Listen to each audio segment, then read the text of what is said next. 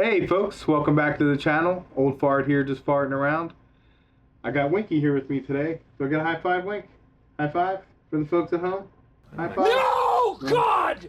No, he's really No, pooped. God, I probably please, did like no, 35, no, 40 takes already at no! least. So he's probably tired of the high fives, and I could understand that. But welcome. If you're new to the channel, welcome. If not, welcome back. And this is going to be my very first top 10 for January 1st. It's going to be the 10 best forgers of all time. Really, I like to say it's the 10 worst forgers of all time.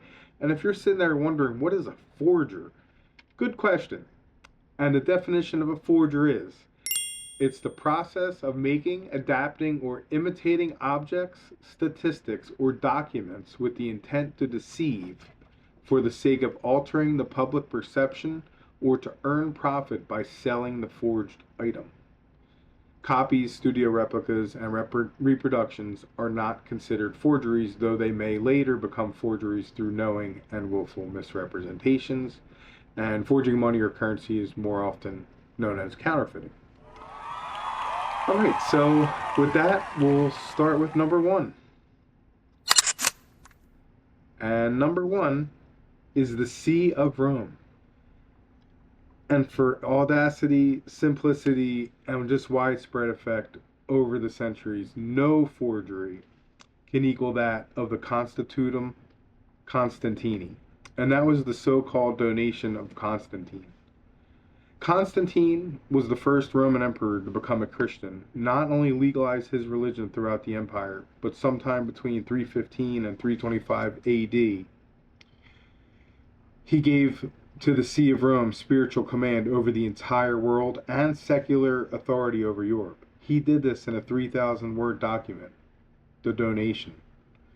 Although, oddly, it was not made public by the church until the 9th century, when Rome was at odds with the Eastern Orthodox Church. The donation was cited by various popes throughout the Middle Ages and used to buttress many of the church's temporal claims.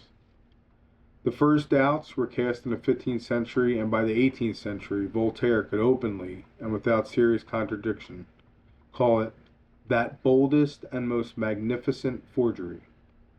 For one thing, it had come to light that Constantine had given Rome authority over his capital, New Rome, which later became Constantinople, and still later than that, it's known as Istanbul. At least a decade before Rome was founded, the actual author of this text of the Constitutum Constantini still remains unknown. And number two on our list, we have William Henry Ireland. William Henry Ireland was the son of a London printer and Shakespearean scholar.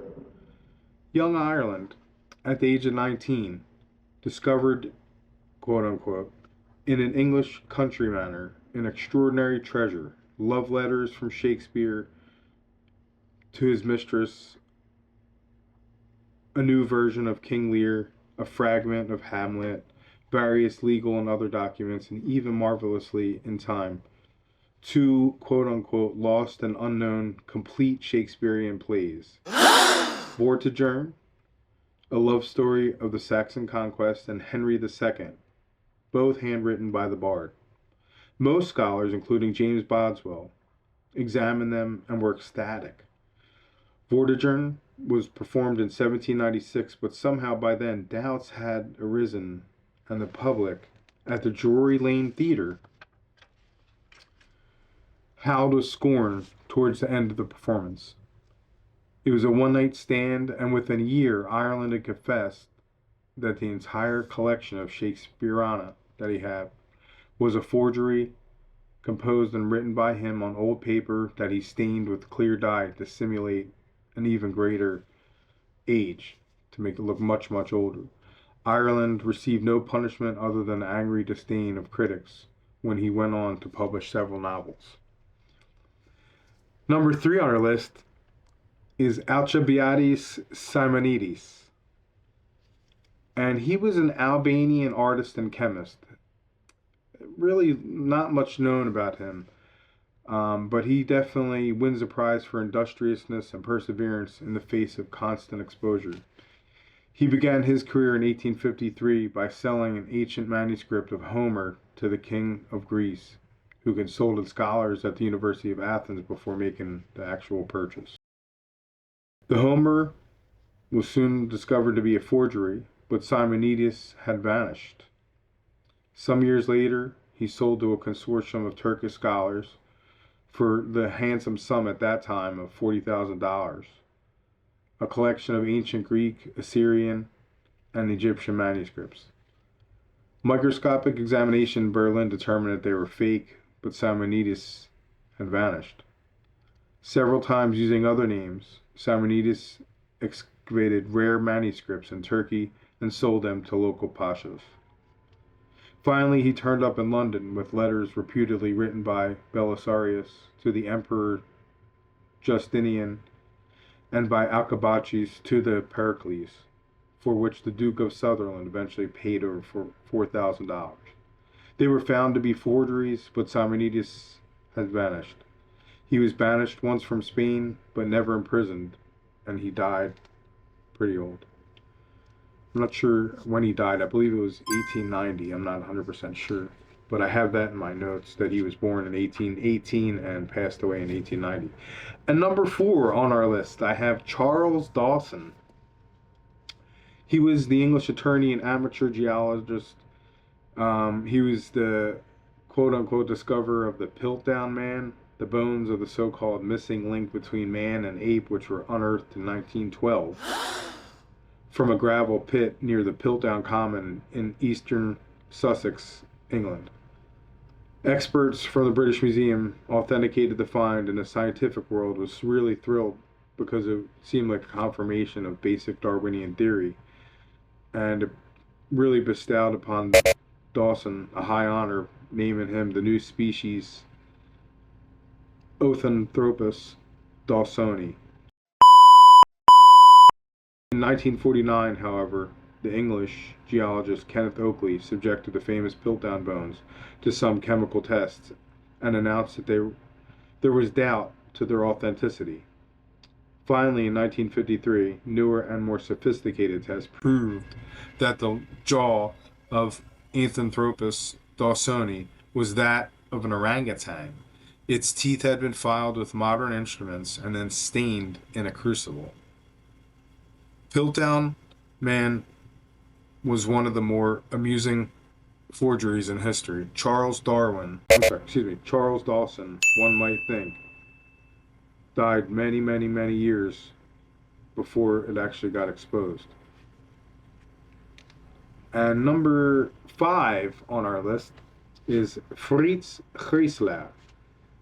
Fritz Kreisler, the famous Viennese violinist, clearly a genius as an interpretive performer, was also the most successful known music forger because he believed that the concert violinist repertory of unaccompanied pieces was too small and therefore insufficient to play his talents.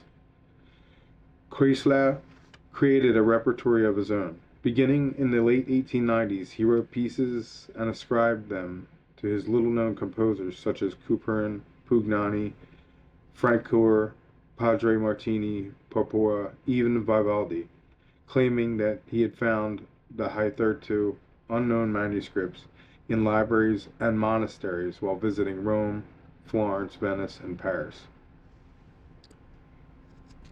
Critics call them little masterpieces. In 1935, casually, he confessed his brilliant forgeries to Olin Downs, music critic of the New York Times. There was an uproar, but of course there was no penalty. And number 6 on our list, we have Hans van Meegeren. The forgeries of this erratic, hard-working Dutch painter might never have been revealed had it not been for the quirk of fate. Reich Marshal Herman Göring owned one of them, which had been bought for him in the Netherlands during World War II. Called Christ and the Adulteress, it was signed Jan Vermeer, and it was one of the 14 Dutch 17th century masterpieces by Vermeer and Pieter del Hooch, who had been laboriously painted and most carefully aged by Hans von Megieren. Dutch authorities accused von Megieren of collaboration with the Nazi enemy in selling works of national importance. He was jailed, and to evade the consequences of the worst crime he confessed to, the lesser, forgery. To prove his point, in his prison cell he painted one more Vermeer, and in addition produced some of the rare pigments he had used in the forgeries.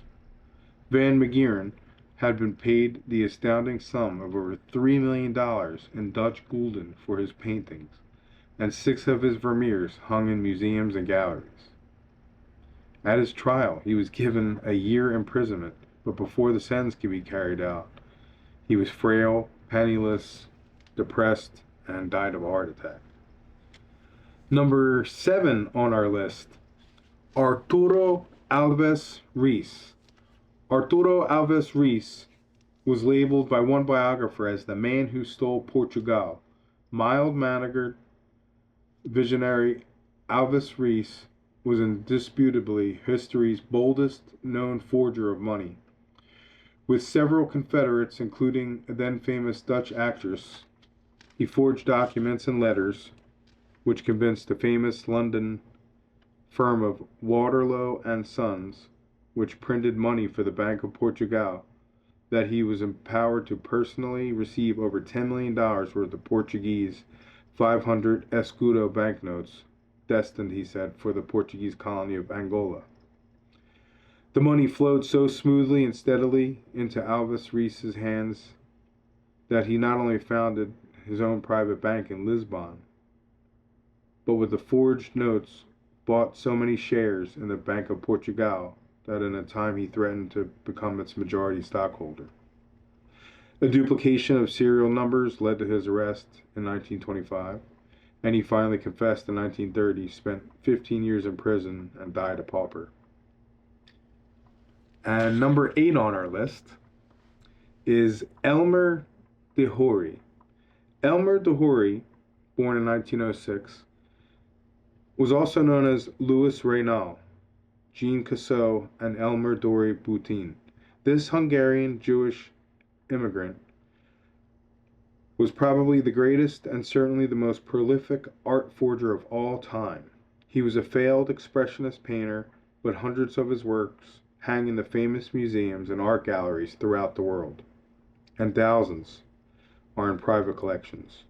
They are all signed by Matisse, Modigliani, Dufy, Chagall, Derain, Picasso, Vlaminck, Gauguin, Braque, or Cezanne. De Hory was finally exposed in 1967 through the greed and flamboyance of 2 men who had sold 44 of his fake post-impressionist canvases to a Texas oil millionaire. After 1962, De Hory lived and painted on the island of Ibiza, Spain. He was the subject of a biography, Fake, by Clifford Irving, and a recent feature-length documentary film by Orson Welles. In 1976, harassed, constantly threatened by the 2 men who had grown rich as salesmen of his fakes, and facing almost certain extradition to France where he feared he would die of cold in a prison cell, De Hory killed himself on Ibiza with an overdose of barbiturates. The current market value of his lifework had been estimated at over $30 million. And number 9 on the list is Clifford Irving. Clifford Irving was a novelist and literally perpetuated the most widely publicized hoax when in 1971 he convinced his New York publisher McGraw-Hill that he had been commissioned to ghostwrite the autobiography of the famous elusive billionaire Howard Hughes. With Richard Susskind, a friend and author of children's books, Irving not only wrote a wildly imaginative 1,200-page book by quote-unquote Hughes, which veteran newsmen and men knew Hughes well swore had to be authentic, but he forged over 20 pages of handwritten letters and contracts by Hughes to buttress his claims. These forgeries, done by a complete amateur who had never seen an original specimen of handwriting he was reproducing, were submitted to 5 of the finest handwriting experts in the United States, who after close examination unanimously declared them to be genuine. For Irving to have forged such a mass of material, said expert Paul Osborne, would be beyond human ability. Despite the furor and publicity, Irving's essentially absurd scheme would have never been discovered and proved a hoax if Swiss banks had not broken their traditional secrecy and revealed that the holder of a Zurich bank account in the name of H.R. Hughes was in fact a woman, Irving's wife. The author returned what was left of the $765,000 he had received from McGraw-Hill and when he went to prison for 17 months. And number 10 on our list, there is no number 10. I want you to tell me what your number 10 is. Who do you think the greatest or worst forger of all time is? Let me know in the comments. Thanks a lot for watching, and we'll see you next on the top 10 list. Bye-bye.